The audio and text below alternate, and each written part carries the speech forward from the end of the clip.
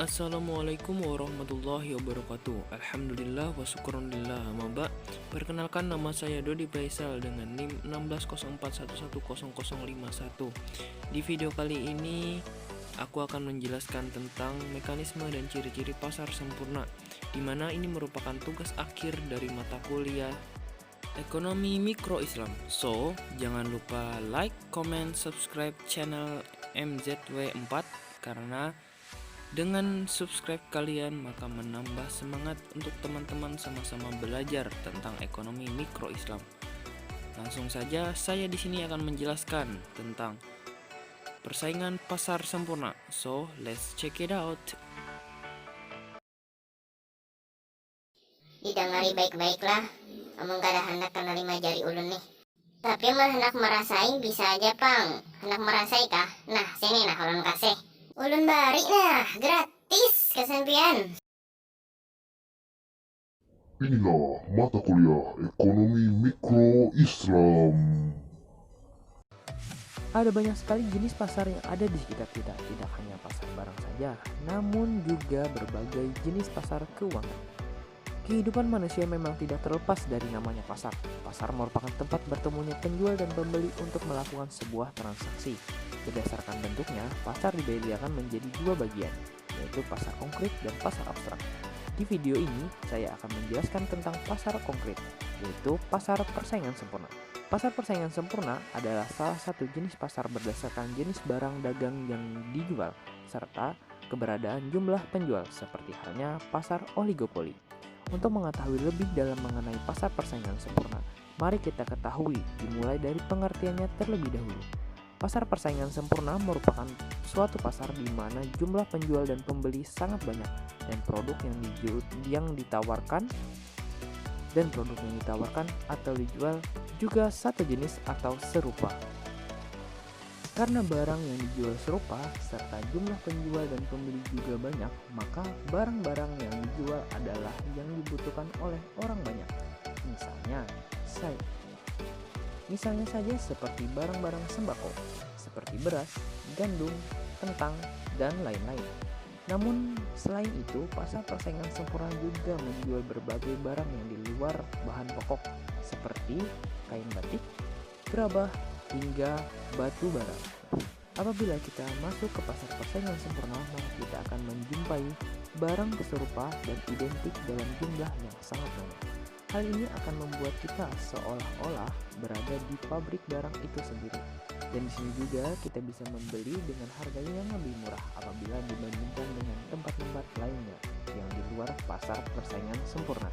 Pasar persaingan sempurna merupakan pasar yang memiliki ciri khusus dan berbeda dengan pasar lainnya. Adapun pasar persaingan sempurna ini bisa kita temui di lingkungan sekitar kita, dan kita bisa melihat dengan ciri-ciri atau karakteristik yang dimiliki oleh pasar ini. Sebenarnya tidak sulit untuk mengetahui yang mana pasar persaingan sempurna di tengah-tengah jenis pasar yang lainnya. Hal ini karena pasar persaingan sempurna memiliki ciri khas yang sangat menonjol dan tidak dimiliki oleh jenis pasar yang lainnya. Di sini kita akan membahas mengenai ciri-ciri atau karakteristik dari pasar persaingan sempurna. Adapun karakteristik dan ciri-ciri dari pasar persaingan sempurna antara lain sebagai berikut. Yang pertama, terdiri dari banyak penjual dan pembeli. Satu ciri khas yang dapat kita temui di pasar persaingan sempurna adalah jumlah penjual dan pembeli yang sangat banyak. Pasar persaingan sempurna memiliki banyak penjual dan pembeli yang akibatnya adalah mempengaruhi keadaan pasar. Dengan kata lain, hanya sebagian kecil pengaruh dari kedua pelaku ekonomi ini dari unsur pasar secara keseluruhan. Yang kedua, terdapat kebebasan untuk membuka dan menutup perusahaan, free entry and free exit. Ciri-ciri atau karakteristik yang selanjutnya adalah adanya kebebasan untuk membuka dan menutup perusahaan atau free entry and free exit. Hal ini berarti tidak ada hambatan apabila suatu perusahaan ingin memulai bisnis baru jika dianggapnya menguntungkan, dan juga bisa menutup usahanya apabila ternyata usaha tersebut merugi. Yang ketiga, barang yang diperjualbelikan bersifat homogen. Ciri khusus lain yang dapat dirasakan oleh pihak penjual dan pembeli adalah barang yang diperjualbelikan di pasar persaingan sempurna ini bersifat homogen atau serupa. Dengan demikian, pasar persaingan sempurna merupakan pasar yang sangat sempurna. untuk mencari alternatif barang apabila brand atau merek yang kita cari tidak dijual di pasar. Dalam mencari barang substitusi atau pengganti ini, maka barang yang akan kita dapatkan bisa saja sangat mirip dan sangat identik, baik ciri fisik maupun istimewanya, sehingga produk-produk ini sangat identik atau sama, tidak bisa dibedakan. Di pasar persaingan sempurna ini artinya apabila kita ingin membeli suatu barang dari suatu merek dagang, maka kemungkinan barang yang akan kita beli tersebut akan sama persis dengan barang dari merek dagang lain. Inilah yang juga mempengaruhi mengapa penjual tidak bisa menentukan harga, karena apabila harga terlalu tinggi maka konsumen atau pembeli akan lari ke penjual lain. Yang keempat, penjual dan pembeli memiliki pengetahuan yang sempurna tentang pasar. Karakteristik atau ciri khusus dari pasar persaingan sempurna yang tidak kelihatan adalah bahwa penjual dan pembeli di pasar ini sama-sama memiliki pengetahuan yang lebih mengenai seluk-beluk jual beli barang yang bersangkutan. Dengan demikian, salah satu pihak tidak ada yang memiliki pengaruh lebih untuk mempengaruhi pihak lain. Di pasar persaingan sempurna ini, penjual dan pembeli sangat mengetahui dengan benar mengenai keadaan pasar dalam hal tingkat harga yang berlaku di pasar dan meliputi setiap perubahannya.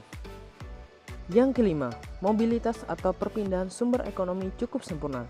Ciri dari pasar persaingan sempurna selanjutnya adalah kelancaran mobilitas atau perpindahan sumber ekonomi. Hal ini berarti tidak dijumpai kesulitan meskipun sedikit apabila sumber daya atau faktor produksi ingin dipindahkan dari satu tempat ke tempat lainnya.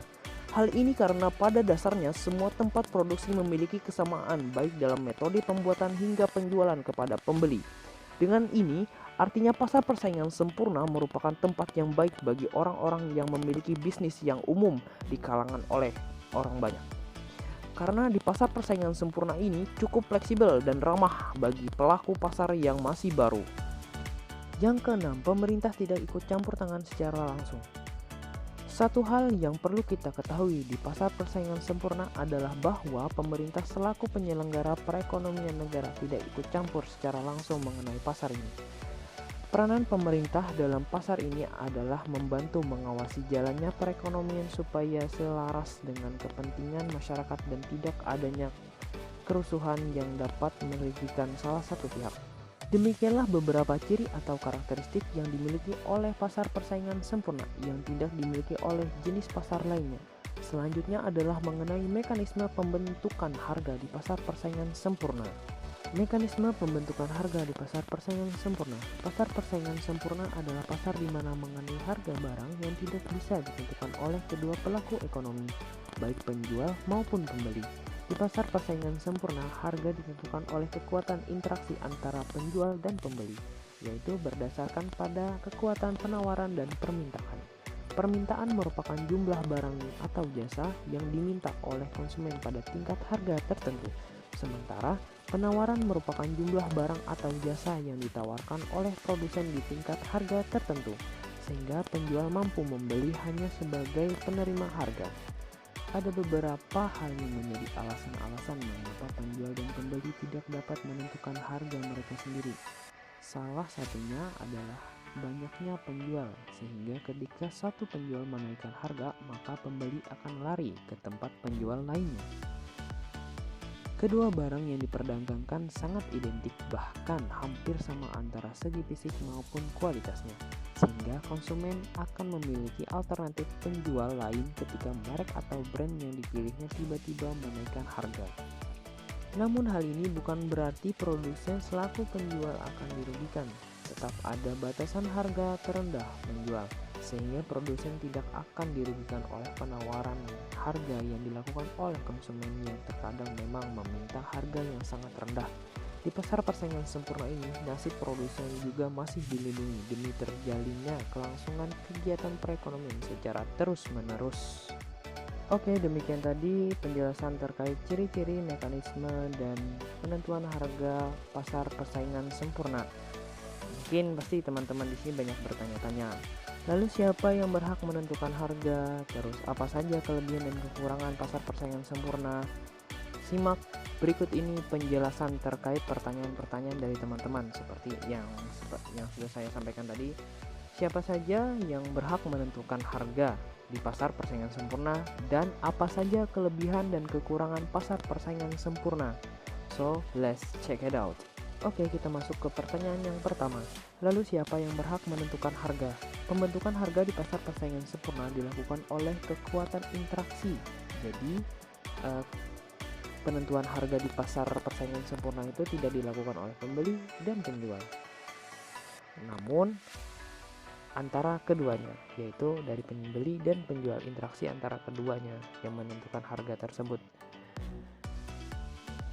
Itu penjawaban untuk soal yang pertama.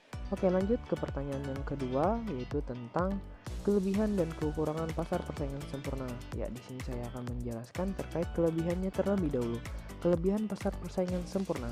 Yang pertama, tidak ada persaingan di pasar ini karena produk yang dijual homogen atau serupa. Yang kedua, dalam pasar yang bersaing sempurna, penjual tidak perlu memasang iklan atau promosi. Yang ketiga, harga barang dan jasa yang dijual ditentukan oleh semua penjual dan pembeli secara bersamaan dan umumnya harga cenderung stabil. Yang keempat, harga didasarkan pada transaksi tawar-menawar antara penjual dan pembeli. Yang kelima, penjual dan pembeli tidak bebas dalam transaksi. Pembeli batas membeli barang yang dia inginkan dan dari pabrik manapun yang dia inginkan. Yang keenam, mampu mendorong inflasi dan dalam produksi. Dengan jumlah produsen dan penjual yang banyak, maka produsen akan berlomba-lomba untuk meningkatkan mutu barang yang dijualnya. Itu beberapa. Ada 6 kelebihan pasar persaingan sempurna. Lanjut kita masuk ke kekurangan persaingan pasar persaingan sempurna.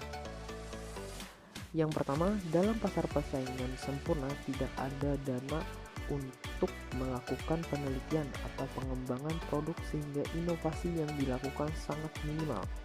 Yang kedua, pembeli mengalami keterbatasan dalam memilih barang atau jasa karena produk yang dijual adalah sama dan kualitasnya sama. Yang ketiga, pekerja cenderung menerima upah atau gaji yang rendah. Yang keempat, seringkali ada ketidakseimbangan dalam distribusi pendapatan dari masing-masing produsen yang mengakibatkan konflik keadilan. Itulah paparan pertanyaan-pertanyaan dan jawaban dari soal dari penjelasan tentang pasar persaingan sempurna. Terima kasih sebelumnya untuk teman-teman yang telah mendengarkan dan melihat video ini. Semoga ilmu yang dapat diaplikasikan di kehidupan sehari-hari, dan semoga ilmu ini dapat bermanfaat dan menjadi amal jariah untuk kita semua. Salah hilap saya mohon maaf. Saya Dodi Faisal. Wallahul muwaffiq ila aqwamit thoriq. Wassalamualaikum warahmatullahi wabarakatuh. Hidup mahasiswa.